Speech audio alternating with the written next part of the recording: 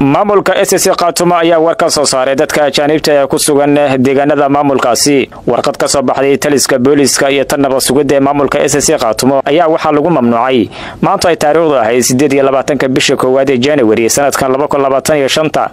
dadka ajaanibta ee sida sharci darrada ku soo gala deegaanada maamulka SSC Khaatumo. waxaa sidoo kale digniin lagu diray dadka sida sharci darrada ku soo galiya dadka ajaanibta, waxayna sheegeen in cid kasta oo si sharci darrada deegaanada maamulka SSC Khaatumo ku soo galisay dad ajaaniba sharciga lala tigsan doono isla markaana canqaab adag la mari doono. warqadda ka soo baxday taliska booliska maamulka SSC Khaatumo ayaa waxa sidoo kale digniin lagu diray shirkadaha isgaarsiinta ayuu ka howlgala deegaanada maamulka SSC Khaatumo, waxaana amar lagu bixiyay inaysan taleefano sii karin isla markaana aysan akoon u furi karin dadka ajaanibta.